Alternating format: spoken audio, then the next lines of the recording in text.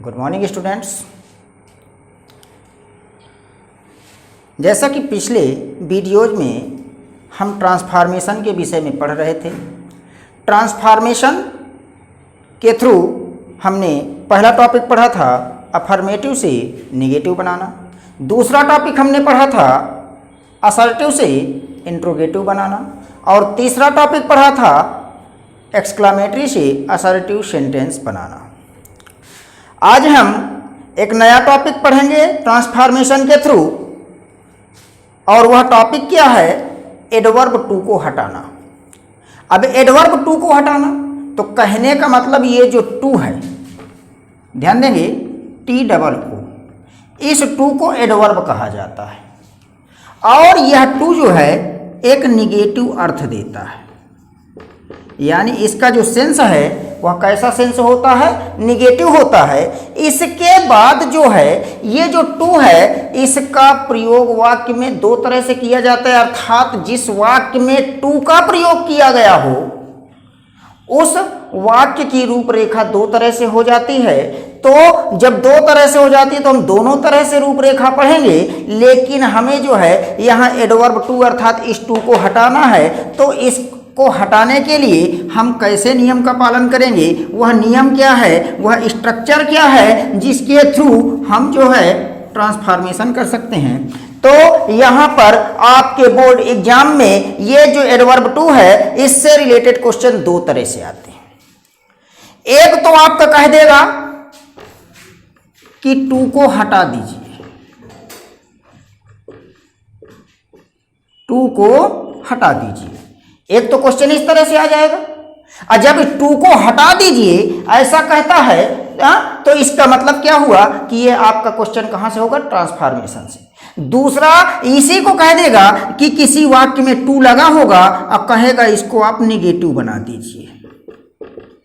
तो यदि इसका निगेटिव बनाता है तो फिर ये आपका भी ट्रांसफॉर्मेशन में है, लेकिन ये क्या होगा? आपने एक रूल पढ़ा है पीछे, अफर्मेटिव से निगेटिव बनाना। तो जब अफर्मेटिव से निगेटिव बनाना पढ़े हैं तो वहां पर आपको इस टू से रिलेटेड आपको सेंटेंस पढ़ाया गया होगा जिसका आपको निगेटिव बनवाया गया है। तो वो यहीं से है कि चाहे हम टू को हटाएं और चाहे हम सेंटेंस का निगेटिव बनाएं, दोनों के लिए एक सेम नियम है, एक ही नियम है। तो देखते हैं वह नियम कैसा है। तो चलिए देखते हैं नियम नंबर फर्स्ट।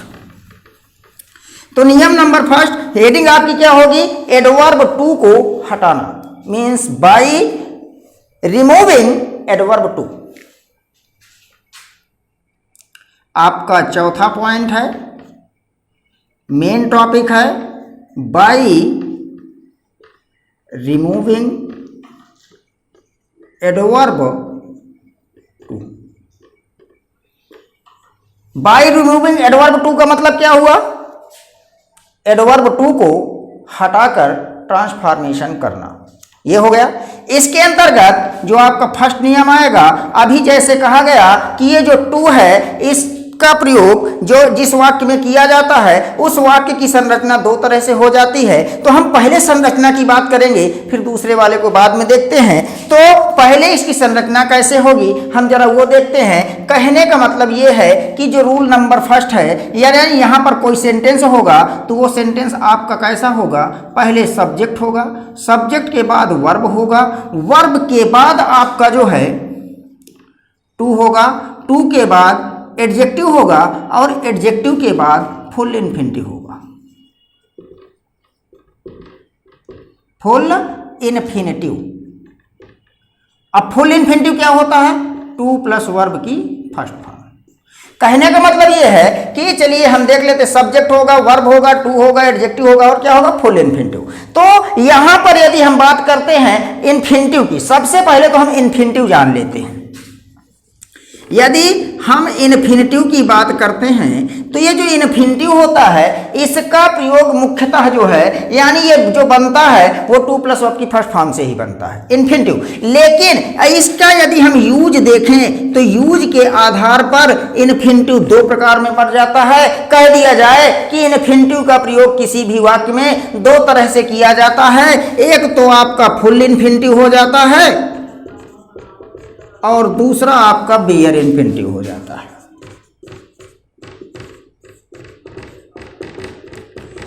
एक फुल इन्फिनिटिव और दूसरा बेयर इन्फिनिटिव। फुल इन्फिनिटिव का मतलब क्या होता है? टू प्लस वर्ब की फर्स्ट फॉर्म, और बेयर इन्फिनिटिव का मतलब होता है ओनली वर्ब की फर्स्ट फॉर्म। कहने का मतलब ये है कि इन्फिनिटिव हम देखें तो इन्फिनिटिव जो होता है वो टू प्लस वर्ब की फर्स्ट फॉर्म ही होता है, लेकिन प्रयोग के आधार पर कहीं पर हम टू प्लस वर्ब की फर्स्ट फॉर्म का प्रयोग करते हैं तो कहीं पर वर्ब की फर्स्ट फॉर्म का प्रयोग करते हैं। यह सेंटेंस की या उस वाक्य के कंडीशन पर निर्भर करता है कि हमें कहाँ टू प्लस वर्ब की फर्स्ट फॉर्म प्रयोग करना है और कहाँ फर्स्ट फॉर्म का प्रयोग करना है। इसीलिए यहां पर क्या लिखा गया? Full infinitive. अब फुल इन्फिनिटिव मतलब क्या होता है? टू प्लस वर्ब की फर्स्ट फॉर्म। ये हो गया। इसके बाद अब जो है, अब हमें इसका ट्रांसफॉर्मेशन करना है। तो जब इसका हम ट्रांसफॉर्मेशन करते हैं तो ट्रांसफॉर्मेशन के थ्रू इसका हम कौन सा रूप देंगे, कैसे बनाएंगे, तो चलिए देख लेते हैं। जब इसका हम ट्रांसफॉर्मेशन करेंगे तो ट्रांसफॉर्मेशन के थ्रू ये कैसे बन जाएगा। तो जो आपका सब्जेक्ट है सब्जेक्ट वही रहेगा, जो आपकी वर्ब है वर्ब भी वही रहेगी। इसके बाद टू को आप सो में बदल देंगे। सो के बाद आपका जो एडजेक्टिव होगा वो एडजेक्टिव वैसे ही का वैसे रख दिया जाएगा। एडजेक्टिव के बाद आपको क्या करना है? दैट लगा देना।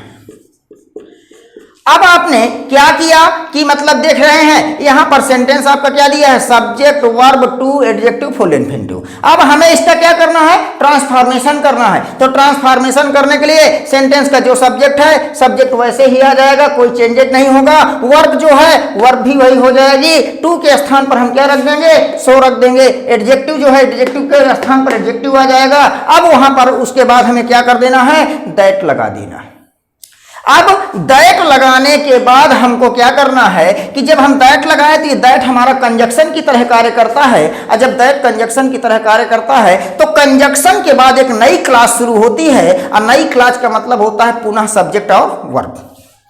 अब यहां पर आपको पुनः पहले सब्जेक्ट पे आ जाना है और देख लेना है कि पहला सब्जेक्ट नाउन है या फिर प्रोनाउन। यदि पहला सब्जेक्ट नाउन है तो उसके अकॉर्डिंग यहां प्रोनाउन ला के रख देंगे, और यदि यहां पर जो है आपका प्रोनाउन है तो वही प्रोनाउन यहां पर आ जाएगा, कोई समस्या नहीं होगी। तो कहने का मतलब यह है कि जो है हम सबसे पहले क्या करेंगे?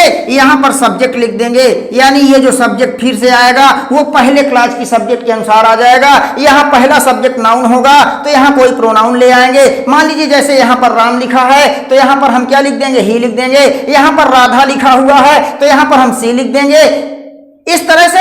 और इसके बाद मान लीजिए यहाँ ही लिखा है तो ही आ जाएगा, आई लिखा है तो आई आ जाएगा। इसके बाद फिर सब्जेक्ट के बाद हमको फिर वर्ब चाहिए, और जब फिर से वर्ब चाहिए तो हमको करना क्या है कि हम देख लेते हैं कि यहाँ पर ये जो वर्ब है यह वर्ब किस में है। या तो यहाँ पर हम कैन लगाएंगे या फिर क्या लगा देंगे? कुड लगा देंगे। कैन लगाएंगे या फिर कुड लगाएंगे। अब आपको ध्यान ये देना है कि हम कैन लगाएं कि कुड लगाएं, तो आपको पता होना चाहिए कि ये जो कैन है यह प्रेजेंट टेंस को शो करता है और कुड किसको शो करता है? पास्ट टेंस को। तो जब यहाँ पर आप सब्जेक्ट पहली क्लास के अनुसार लाए हैं तो यहाँ पर ये जो कैन या कुड आएगा ये पहली क्लास की वर्ब के टेंस के अनुसार आएगा। मान लीजिए यहाँ पर वर्ब प्रेजेंट टेंस में है तो यहाँ पर आप क्या ले आएंगे? कैन। और यदि यहाँ पर पास्ट टेंस में है तो आप क्या लाएंगे? कुड। इसके बाद आपको करना क्या है? नॉट लगा देना है, और नॉट के बाद आपका क्या हो जाएगा? ये जो फुल इन्फिनिटिव है ये फुल इन्फिनिटिव किसमें चेंज हो जाएगा? बेयर इन्फिनिटिव में। किसमें चेंज हो जाएगा? बेयर इन्फिनिटिव में। और अभी बताया गया कि जो बेयर इन्फिनिटिव होता है इसका मतलब होता है वर्ब की फर्स्ट फॉर्म। यदि ऊपर दिए गए वाक्य की संरचना को हम नीचे दिए गए संरचना में बदल देते हैं तो हमारा ट्रांसफॉर्मेशन हो जाता है। जैसे यहाँ पर आप कुछ एग्जाम्पल्स हम देख सकते हैं। जैसे कह दिया जाए he is too old to run, he is too old to run, ये हो गया। अब he is too old to run ये लिखा हुआ है। अब जब ये लिखा है तो देखिए आपका सब्जेक्ट मिल रहा है, वर्ब मिल रहा है, टू मिल रहा है, एडजेक्टिव मिल रहा है, और ये आपका क्या है? Full infinitive. अब इसका हमें क्या करना है, ट्रांसफॉर्मेशन करना है। तो ट्रांसफॉर्मेशन करना है तो आप सेम सब्जेक्ट नीचे लिख देंगे, सब्जेक्ट वही होगा, वर्ब भी वही होगा, टू को आप किस में बदल देंगे, सो में, उसके बाद एडजेक्टिव भी वही होगा, फिर क्या लगा देंगे, दैट लगा देंगे। दैट के बाद आपको सब्जेक्ट चाहिए तो सब्जेक्ट में देखिए यहाँ पर क्या लिखा है, ही लिखा है, तो यहाँ पर आपका फिर क्या आ जाएगा, ही। यहाँ पर वर्ब देखिए, वर्ब में क्या लिखा है, इज। इज किस टेंस को बिलोंग करता है, प्रेजेंट टेंस को। तो जब इज प्रेजेंट टेंस को बिलोंग कर रहा है तो यहाँ पर आपको देखिए दैट के बाद सब्जेक्ट, तो दैट के बाद सब्जेक्ट आ गया, कैन या कुड चाहिए। अब प्रेजेंट में कौन है, कैन है, पास्ट में कौन है, कुड है। तो यहाँ बताइए वर्ब किस टेंस में जा रही है, प्रेजेंट में। और जब वर्ब प्रेजेंट में जा रही है तो फिर इसका मतलब यहाँ पर आप क्या लगा देंगे, कैन। और कैन के बाद क्या लगाएंगे, नॉट। और नॉट के बाद आप देखें यहाँ पे जो ये टू प्लस वर्ब की फर्स्ट फॉर्म है इसे हमने फुल इन्फिनिटिव नाम दिया। अब जब हम इसका ट्रांसफॉर्मेशन कर रहे हैं तो फुल इन्फिनिटिव किसमें चेंज हो जाएगा, बेयर इन्फिनिटिव में। अब बेयर इन्फिनिटिव का मतलब क्या होता है, ओनली V1। तो कहने का मतलब क्या हो जाएगा, रन। इस तरह से देखेंगे तो हमारा ट्रांसफॉर्मेशन हो जाएगा। एक सेंटेंस हम और देख लेते हैं कि कैसे बनाते हैं। तो एक एग्जाम्पल और देखिए,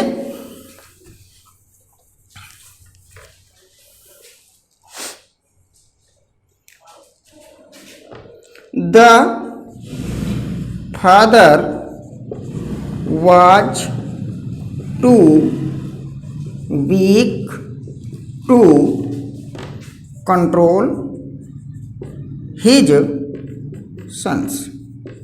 ये आपका सेंटेंस दे दिया और कह दिया कि यहां पर आपको क्या करना है, इसका ट्रांसफॉर्मेशन करना है, अर्थात टू को हटाना है। तो जब टू को हटाना है तो चलिए हम देखते हैं कि सबसे पहले हमको क्या चाहिए, सब्जेक्ट चाहिए। सब्जेक्ट में कौन है, द फादर। हमने क्या लिख दिया, द फादर। उसके बाद क्या चाहिए, वर्ब। वर्ब हमारा क्या है, वाज, हमने वर्ड लिख दिया। उसके बाद फिर हमको क्या चाहिए, सो। तो टू को हम किस में बदल देंगे, सो में। उसके बाद एडजेक्टिव हमारा वीक है, वीक लिख देंगे। उसके बाद क्या लिख देंगे, दैट लिख देंगे। दैट को लिखने के बाद अब हमको क्या चाहिए, फिर सब्जेक्ट चाहिए। और सब्जेक्ट में कौन है, फादर। अब फादर हमारा नाउन है तो इसके अनुसार हमको सब्जेक्ट क्या मिल जाएगा, ही। क्या मिल जाएगा, ही मिल जाएगा। उसके बाद फिर हमको या तो कैन चाहिए या तो कुड। आपको पता है कि कैन का प्रयोग प्रेजेंट में और कुड का प्रयोग पास्ट में होता है। तो जरा यहां देखिए वाज लगा है, वाज प्रेजेंट को शो करता है या फिर पास्ट को। तो आपको पता चला होगा कि ये जो वाज है ये पास्ट को शो करता है। तो जब ये पास्ट को शो करता है तो यहां पर हम क्या लगा देंगे, कुड। और कुड लगाने के बाद अब हमको जो है करना क्या है, यहां पर नॉट लगा देना है। और नॉट के बाद जो है हमको क्या लाना है, V1। और यहां पर देखें तो ये टू जो टू कंट्रोल है ये हमारा क्या है, फुल इन्फिनिटिव है। अब फुल इन्फिनिटिव किस में चेंज कर देना है, बेयर इन्फिनिटिव में। और जब बेयर इन्फिनिटिव में चेंज करेंगे तो ओनली V1 आएगा। और V1 में क्या आ जाएगा, कंट्रोल। क्या लिख दिया, कंट्रोल। और उसके बाद क्या लिख दिया, हिज सन्स। इस तरह से ये हमारा ट्रांसफॉर्मेशन हो गया। एक रूल्स यहां पर हो गया। अब यहां पर आपको ध्यान ये देना है कि यदि कोई सेंटेंस आपका पैसिव वॉइस में दिया हो तो ट्रांसफॉर्मेशन करते समय वह सेंटेंस पैसिव वॉइस में ही होना चाहिए, एक्टिव वॉइस में नहीं होगा। तो देख लेते हैं कि नोट पॉइंट क्या कह रहा है कि यदि कोई वाक्य आपका जो है किसमें दिया हो, पैसिव वॉइस में, तो ट्रांसफॉर्मेशन करते समय अर्थात टू को हटाते समय वह वाक्य पैसिव वॉइस में ही रहेगा। उस वाक्य के में कोई परिवर्तन नहीं होगा कि उसे हम एक्टिव में ले जाएं। वाक्य हमारा पैसिव वॉइस में ही होना चाहिए। जैसे कह दिया जाए, the house is too costly to be purchased. The house is too costly to be purchased. The house is too costly to be purchased करने का नियम बिल्कुल वही है, कोई मतलब नहीं है कि मतलब इसको हम बदल दें। जो हमने पहला नियम देखा ये नंबर बिल्कुल उसी के अनुसार चलेंगे, बस सेंटेंस हमारा पैसिव वॉइस में, सेंटेंस पैसिव वॉइस में ही रहेगा। तो यहां पर द हाउस लिखा है तो आप क्या लिख देंगे, द हाउस लिख देंगे। उसके बाद इज लिखा है, इज लिख देंगे। टू लिखा है, टू के स्थान पर आप सो कर देंगे। और सो के बाद आपका कॉस्टली है तो आप कॉस्टली लिख देंगे। उसके बाद क्या लगा देंगे, दैट। दैट के बाद चाहिए क्या आपको, सब्जेक्ट। और सब्जेक्ट यहाँ क्या लिखा है, द हाउस। और हाउस किसको शो कर रहा है, निर्जीव को। और निर्जीव के लिए प्रोनाउन क्या होता है, इट। तो यहाँ पर क्या लिख देंगे, इट। उसके बाद देखिए यहाँ क्या लगा है, इज। इज के अकॉर्डिंग यहाँ पर क्या होगा, कैन।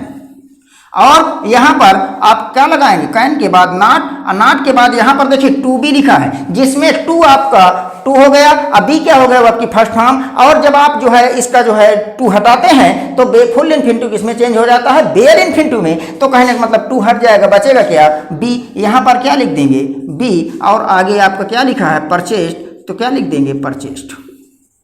तो यहां पर कोई समस्या है नहीं है, बस आपको ये ध्यान देना है कि वो चाहे वाक्य एक्टिव वॉइस में होगा चाहे पैसिव वॉइस में होगा, फुल इन्फिनिटिव को बेयर इन्फिनिटिव में चेंज कर देते हैं। आप जो है पहली क्लास की वर्ब को देख लेते हैं, यदि प्रेजेंट में है तो कैन का प्रयोग कर देते हैं सेकंड क्लास में, और यदि पास्ट में है तो सेकंड क्लास में कुड का प्रयोग कर देते हैं। यहां पर आपका एक नियम हो गया। अब दूसरा नियम देखते हैं कि दूसरा नियम क्या कहता है। मान लीजिए कि आपका ये जो हम इन्फिनिटिव की बात कर रहे हैं वह इन्फिनिटिव नकारात्मक होगा, तब वाक्य कैसे बनेगा। तो हम देखते हैं इसका बी रूल्स। बी रूल क्या कह रहा है, यानी मान लीजिए कि आपका यहाँ पर क्या दिया है, सब्जेक्ट दिया है, सब्जेक्ट के बाद वर्ब दिया है, वर्ब के बाद टू दिया हुआ है, और टू के बाद आपका एडजेक्टिव दे दिया है, एडजेक्टिव के बाद आपका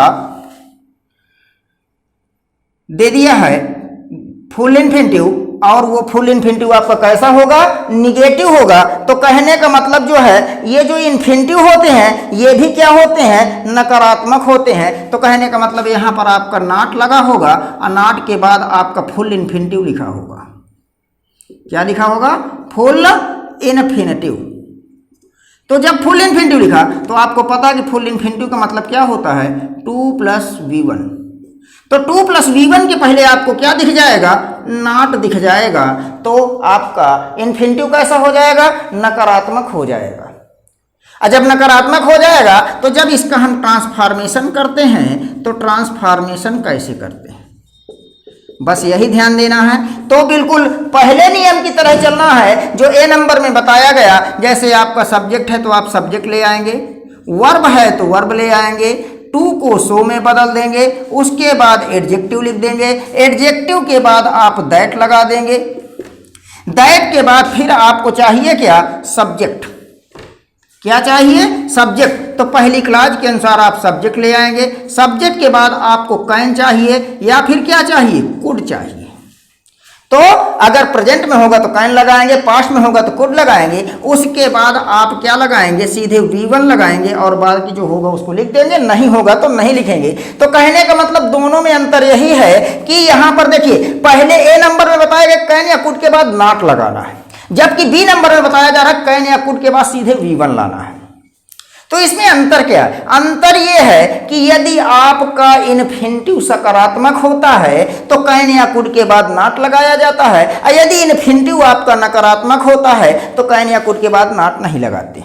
क्यों, क्योंकि ये जो टू है ये खुद एक निगेटिव वर्ड है, और जब टू के बाद यानी टू यहाँ दिया है यहाँ नॉट दिया है, तो यहाँ से जब बनाएंगे तो सेंटेंस का सही भाव लेने के लिए हमें नॉट हटाना पड़ेगा। क्यों, क्योंकि ट्रांसफॉर्मेशन का मतलब यही होता है कि हम सेंटेंस की रूपरेखा को बदल दें लेकिन उसके भाव में परिवर्तन नहीं होना चाहिए। तो चलिए देखते हैं यहाँ पर कुछ एग्जाम्पल्स के माध्यम से कैसे हो गया। जैसे कह दिया जाए he is to intelligent, he is too intelligent not to solve all the problems,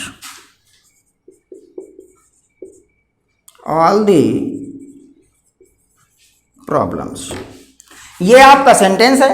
और कह दिया जाए कि यहां से इसमें से आपको टू को हटा देना है, तो जब आपको टू हटा देना है तो फिर यहाँ पर देखिए आपका ही लिखा है, ही वही हो जाएगा, इज वही हो जाएगा, टू को आप किस में बदल देंगे, सो में, इंटेलिजेंट आपका वही हो जाएगा, उसके बाद आप जो है दैट लगा देंगे, दैट के बाद यहाँ देखिए ही लिखा है तो यहाँ क्या लिख देंगे, ही, इज आपका प्रेजेंट में है तो यहाँ पर क्या लिख देंगे, कैन। उसके बाद आप देख रहे हैं कि यहाँ पर ये जो इन्फिनिटिव है इस इन्फिनिटिव से पहले क्या लगा है, नॉट। तो जब इन्फिनिटिव नकारात्मक होता है तो कैन या कुड के बाद नॉट नहीं लगाते हैं, और यदि इन्फिनिटिव से पहले नॉट ना होता तो इन्फिनिटिव सकारात्मक होता है तो कैन या कुड के बाद नॉट लगाते हैं। तो क्या लगा दिया, ही, कैन, उसके बाद आपका हो जाएगा सॉल्व ऑल द प्रॉब्लम्स। इस तरह से ये हमारा कुछ जो है हो गया कि हम जो है देख रहे हैं कि इन्फिनिटिव हमारा कैसा है, सकारात्मक है कि नकारात्मक है। मान लीजिए आपका जो है इन्फिनिटिव यदि इस रूप में दिया है 2 + v1 के रूप में, तो आपको ध्यान देना है कि यह इन्फिनिटिव सकारात्मक होगा। मतलब आप कैन या कुट के बाद क्या लगाएंगे, नॉट। मान लीजिए आपका ऐसे दिया है नॉट +2 + v1 इस रूप में, तो कहने का मतलब इन्फिनिटिव आपका कैसा होगा, निगेटिव होगा। अब जब निगेटिव हो गया तो आपको कैन या कुट के बाद नॉट नहीं लगाना है। यहां हो गया। इसके बाद नेक्स्ट रूल देखते हैं कि थर्ड रूल क्या कह रहा है, उसका ट्रांसफॉर्मेशन हम कैसे करेंगे 2 को हटा करके। तो चलिए थर्ड रूल देख लेते हैं इसका कि थर्ड रूल में क्या कह रहा है। तो बिल्कुल यदि पहला रूल और दूसरा रूल आपको समझ में आ गया है तो थर्ड रूल को समझने में कोई समस्या नहीं होगी, क्योंकि मेन इसका जो फर्स्ट रूल है, ए नंबर का रूल है, मेन वही है। हमने यहाँ पर बी क्यों बना दिया, क्योंकि वहाँ पर कैन या कुट के बाद नॉट लगाया, यहाँ पर कैन या कुट के बाद नॉट नहीं लगाया। इसी से रिलेटेड आपका अगला रूल भी है। अगला रूल क्या कहता है, जरा हम ये देख लेते हैं। मान लीजिए किसी भी सेंटेंस का, अर्थात पहली क्लास में जो सेंटेंस आया है उसका सब्जेक्ट या तो इट होगा या फिर कोई बेजानदार वस्तु होगी। बेजानदार वस्तु का मतलब निर्जीव वस्तु। तो कहने का मतलब यदि सब्जेक्ट कोई निर्जीव वस्तु है तो उसके लिए प्रोनाउन क्या यूज करते हैं, इट। तो कहने का मतलब यदि कोई वाक्य दिया है और उस वाक्य का जो सब्जेक्ट है या तो वह कोई निर्जीव वस्तु होगी या फिर वह इट होगा, तो उस वाक्य में आपको क्या दिखेगा और उन चीजों को, उन शब्दों को हमें कहां बदलना है, बस ये ध्यान देना है। सी नंबर में कह क्या रहा है, यदि किसी वाक्य का सब्जेक्ट इट अथवा, यदि किसी वाक्य का सब्जेक्ट इट अथवा कोई निर्जीव वस्तु हो तो उस वाक्य में आए हुए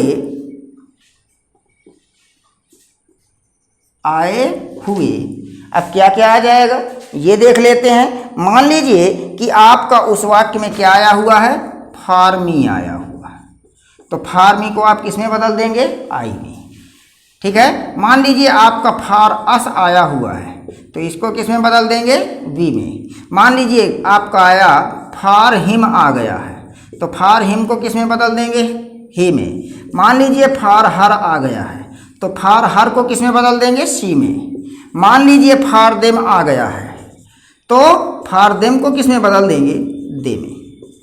इस तरह से इनको हम बदल लेते हैं। मान लीजिए कोई वाक्य है, उस वाक्य का सब्जेक्ट या तो इट होगा या फिर कोई निर्जीव वस्तु होगी, तो उस वाक्य में आपको फार्मी दिख जाएगा। तो फार्मी को आप किस में बदल देंगे, आई में बदल देंगे। फार अस को वी में बदल देंगे। फार हिम को ही में, फार हर को सी में और फार देम को किस में बदल देंगे, दे में। अब इनको बदलने के बाद यानी फार देम को दे में बदल देते हैं, बदल देते हैं और इन शब्दों को दैट के बाद लिखते हैं, दैट के बाद लिखते हैं। कहने का मतलब यह है कि यदि मान लीजिए आपका फार्मी आया हुआ है तो फार्मी को आप किस में बदल देंगे, आई में। लेकिन इस आई को ले कहाँ जाएंगे, तो इस आई को कंजक्शन दैट के बाद लिखते हैं। इसी प्रकार वी होगा तो दैट के बाद, ही होगा तो दैट के बाद। यदि इन चीज़ों का ध्यान रखते हैं तो ट्रांसफॉर्मेशन में किसी भी तरह का कोई फॉल्ट नहीं होगा। चलिए एग्जाम्पल्स के माध्यम से देख लेते हैं। अब पहला रूल्स और दूसरे रूल्स पर आप विशेष ध्यान देंगे ए और बी में, वहीं से आपका ट्रांसफॉर्मेशन यहाँ का क्लियर होगा। रूल्स वही है, बस कुछ चेंजेस हुआ है हल्के से। तो चलिए देखते हैं कि क्या होता है। जैसे यहाँ पर कह दिया जाए the tree is too high for me to climb, the tree is too high for me to climb. ये आपका सेंटेंस लिख दिया गया। अब इस सेंटेंस को कहा गया कि टू को हटा देना है। तो टू को हटाना है तो आपको पता है कि सब्जेक्ट वही होता है, वर्ब वही होता है। टू को सो में बदल दिया जाता है, एडजेक्टिव लिख दिया जाता है, उसके बाद दैट लिख दिया जाता है। दैट के बाद सब्जेक्ट आता है पहली क्लास के अनुसार, लेकिन यहां पर पहली क्लास नहीं, आपको दिख क्या रहा है, फॉर मी, उसके अनुसार। अब फुल इन्फिनिटिव किसमें चेंज हो जाता है, बेयर इन्फिनिटिव में। इन्फिनिटिव सकारात्मक है या फिर नकारात्मक है, आपको देख लेना है कि जहां पर टू प्लस वर्ब की फर्स्ट फॉर्म लिखी हुई है उसके पहले नॉट आया है कि नहीं। यदि नॉट नहीं आया तो सकारात्मक भाव देगा, यदि नॉट आया है तो नकारात्मक भाव देगा। यदि टू प्लस वर्ब की फर्स्ट फॉर्म है तो कहने का मतलब सकारात्मक, तो कैन या कुड के बाद नॉट लगा देते हैं। और मान लीजिए कि अगर not plus two plus verb की फर्स्ट फॉर्म दिया होता तो निगेटिव हो जाता, तो ऐसी दशा में कैन या कुड के बाद नॉट का प्रयोग नहीं किया जाता है। तो जैसे यहां पर क्या लिखा है, द ट्री, हमने लिख दिया द ट्री। इज लिखा है, इज लिख दिया। टू को किस में बदल दिया, सो में। हाई आपका एडजेक्टिव है, हाई लिख दिया। उसके बाद क्या लगा दिया, दैट। दैट के बाद हमें क्या चाहिए, सब्जेक्ट। अब यहां पर फार्मी नहीं होता तो हम ट्री के अनुसार इट लिख देते, लेकिन यहां पर क्या लिखा है, फार्मी लिखा है। तो फार्मी को किसमें बदल देंगे, आई में। और जब आई में बदलेंगे तो आई को लिखेंगे कहां, कंजक्शन के बाद आई। उसके बाद यहां देखिए क्या लिखा हुआ है, इज। और इज आपका कहां जा रहा है, प्रेजेंट में। और जब प्रेजेंट में जा रहा है तो प्रेजेंट के लिए यहां पर हम क्या लगाएंगे, कैन।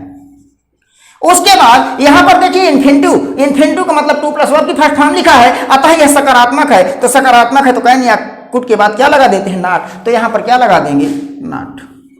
उसके बाद जो फुल इन्फिनिटिव होता है उस फुल इन्फिनिटिव को कहां बदल दिया जाता है, बेयर इन्फिनिटिव में। अब बेयर इन्फिनिटिव का मतलब क्या होता है, ओनली वर्ब की फर्स्ट फॉर्म, अर्थात यहां पर क्या लिख दिया जाएगा, क्लाइंब। इस तरह से ये आपका बन गया। आप और देख सकते हैं, जैसे it was too hard for me, it was too hot for him, it was too hard for him to go out, to go out. ये सेंटेंस है और कहा इसका ट्रांसफॉर्मेशन करना है। तो जब इसका ट्रांसफॉर्मेशन करना है तो आपका सब्जेक्ट वही होगा, वर्ब वही होगा। टू को आप किसमें बदल देंगे, सो में। एडजेक्टिव आपका वही होगा, आप लगाएंगे क्या, दैट। दैट के बाद यहाँ सब्जेक्ट चाहिए, सब्जेक्ट यहाँ इट है तो कायदे से तो यहाँ इट होना चाहिए, लेकिन वाक्य में आपको क्या दिख रहा है, फॉर हिम। तो फॉर हिम को किसमें बदलते हैं, ही में। और ही को लिखते कहाँ है, दैट के बाद। तो यहाँ पर क्या लिख देंगे, ही। यहाँ पर देखें क्या लिखा है, वाज। वाज आपको किस टेंस का शो कर रहा, किस टेंस को शो कर रहा है, पास्ट टेंस को। पास्ट टेंस में मतलब यहाँ पर कैन या कुड में से क्या चुनेंगे आप, कुड। उसके बाद ये इन्फिनिटिव देखिए, इन्फिनिटिव क्या लिखा है, टू प्लस वर्ब की फर्स्ट फॉर्म, अतः है क्या, सकारात्मक। तो कैन या कुड के बाद क्या लगा देते हैं, नॉट। उसके बाद full infinitive change into bare infinitive, कहने का मतलब टू प्लस वर्ब की first form change into first form. तो कहने का मतलब टू हट जाएगा, बचेगा क्या, गो। आगे क्या लिख दिया जाएगा, आउट। इस तरह से यह आपका क्या बन गया, ट्रांसफॉर्मेशन। इसके बाद ये आपका जो है किससे रिलेटेड होगा, कहा गया, शुरू में बताया गया कि ये जो टू है, टू वाले वाक्यों में यानी दो प्रकार से पाए जाते हैं, जिसमें से एक हमने पढ़ लिया। वो पढ़ा क्या कि टू के बाद एडजेक्टिव होगा और एडजेक्टिव के बाद फुल इन्फिनिटिव होगा। मान लीजिए ऐसा ना होकर के दूसरे रूप में आ जाए तो उसको हम कैसे बनाते हैं। तो चलिए अगला रूल देखते हैं। अगले रूल में हम जो है टू का सेकेंड रूप देखेंगे कि टू का प्रयोग कैसे होता है और टू को हटाना कैसे है। तो यहाँ पर आपको ध्यान ये देना है कि मान लीजिए यदि आपका जो है पहले सब्जेक्ट दिया होगा, सब्जेक्ट के बाद वर्ब दिया होगा, डी नंबर में सब्जेक्ट दिया होगा, सब्जेक्ट के बाद वर्ब दिया होगा, वर्ब के बाद आपका टू दिया होगा और टू के बाद एडजेक्टिव दिया होगा। यहीं से आपका सेंटेंस फिनिश हो जाता है। जबकि इसके ऊपर वाले में आपने देखा कि एडजेक्टिव के बाद आपको इन्फिनिटिव मिल रहा था, लेकिन यहां पर अब इन्फिनिटिव नहीं मिल रहा है। तो जब इन्फिनिटिव मिलता है तो उसकी रूपरेखा कुछ अलग होती है, और जब इन्फिनिटिव नहीं मिलता है तो उसकी रूपरेखा कुछ अलग होती है। तो यहां पर हमने देखा कि सब्जेक्ट होगा, वर्ब होगा, टू होगा और क्या होगा, एडजेक्टिव होगा। अब यहां पर इसका हमें क्या करना है, यदि हमारा कोई सेंटेंस इस रूपरेखा में आ जाता है तो इसका हमें ट्रांसफॉर्मेशन करते समय हमें किस रूप को ध्यान में रखना है। तो चलिए देख लेते हैं। सब्जेक्ट जो होगा आपका सब्जेक्ट वही होगा, वर्ब जो होगा वर्ब भी वही होगा। इसके बाद जो टू है, इस टू के स्थान पर या तो हम जो इस टू को हम जो है किसमें बदल देंगे, ओवर में, या फिर बदल देंगे एक्सट्रीमली में, एक्सट्रीमली।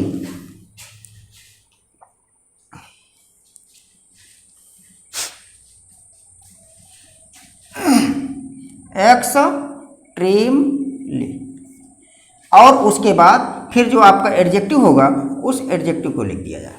इस रूप में यदि हम बनाते हैं तो हमारा जो है टू हट जाता है और सेंटेंस का ट्रांसफॉर्मेशन हो जाता है। तो चलिए देख लेते हैं कि कैसे होता है।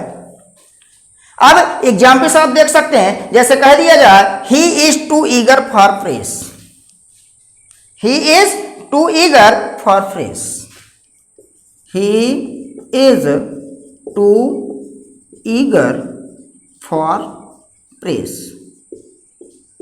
ये आपका सेंटेंस है। कहा गया कि इस सेंटेंस को से आपको क्या करना है, टू को हटा देना है। तो सब्जेक्ट तो आपका वही होगा, ये भी वही होगा। अब यहाँ पर या तो आप ओवर का प्रयोग करेंगे या तो एक्सट्रीमली का प्रयोग करेंगे, और दोनों का मतलब होता है अत्यधिक। दोनों का मतलब क्या होता है, अत्यधिक। अब यहाँ पर ही इज, अब ये भाव के अनुसार कहीं ओवर लग जाता है, कहीं एक्सट्रीमली लग जाता है। जहां पर मौसम संबंधी बात होती है वहां पर एक्सट्रीमली का प्रयोग किया जाता है, जहां व्यक्तियों से रिलेटेड होता है वहां पर ज्यादातर ओवर का प्रयोग करते हैं। तो यहां पर क्या हो जाएगा, ही इज, टू को किस में बदल दिया जाएगा, ओवर में। फिर क्या लिख दिया जाएगा, eager, he is over eager for fresh. इस तरह से बन जाएगा। एक सेंटेंस और देख लेते हैं, जैसे कह दिया जाए the weather is too hot, the weather is too hot, the weather is too hot. अब ये आपका सेंटेंस है। कहा कि यहां से टू आपको हटाना है, तो जब हटाएंगे तो आपका सब्जेक्ट वही होगा, द वेदर इज। अब ये बात किसकी हो रही है, वेदर मीन्स क्या होता है, मौसम, मौसम संबंधी बात हो रही है। तो मौसम संबंधी बात के लिए हम एक्सट्रीमली का यूज करते हैं। तो टू को किस में बदल देंगे, एक्सट्रीमली में, एक्सट्रीमली हॉट। इस तरह से ये हमारा जो है टू को हटाने के जो नियम्स हैं वो समाप्त हो रहे हैं। अब आपको कुछ सेंटेंस जो है होमवर्क के रूप में दिए जा रहे हैं, और वहां से आपको क्या करना है, टू को हटाना है। अब टू को हटाना है तो यहां पर मैं जो है कुछ सेंटेंस दे रहा हूं, सेंटेंस को आप सॉल्व करिए, और सॉल्व करने के बाद जो है रिप्लाई जरूर दीजिए।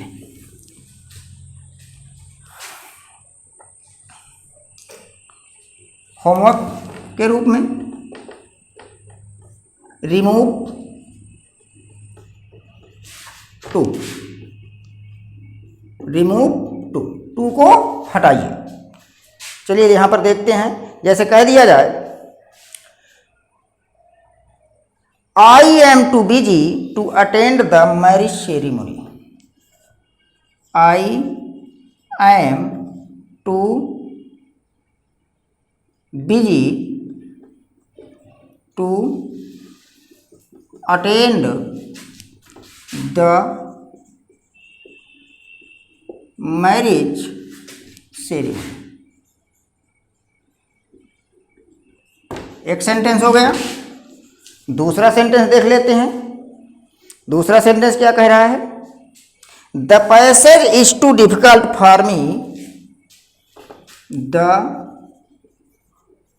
Passage is too difficult for me to understand.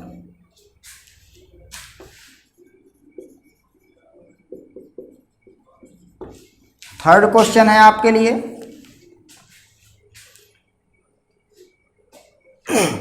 It is never too late to learn, it is never too late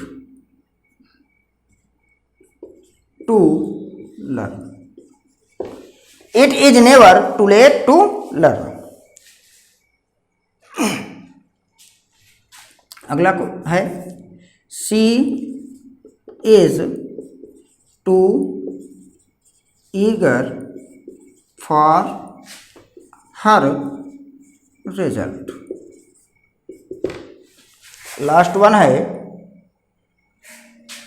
5वां, लास्ट वन सेंटेंस है, क्या है? She is too young to travel alone. She is too young to travel alone. ये आपके लिए 5 sentences हैं। इन 5 sentences को solve करके आप रिप्लाई जरूर दीजिए। कहीं पर कोई प्रॉब्लम्स है तो ये मेरा जो है व्हाट्सएप नंबर है, इसमें आप जो है व्हाट्सएप भी कर सकते हैं और जो है कॉल भी कर सकते हैं।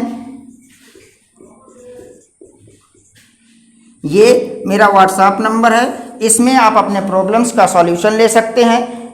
यदि यह वीडियो आपको पसंद आया हो तो वीडियो को लाइक करें, शेयर करें और कमेंट करें। ऐसे ही और अधिक वीडियोज़ को पाने के लिए चैनल को सब्सक्राइब करें और बेल आइकन अवश्य ही दबाएं। Thank you to all of you.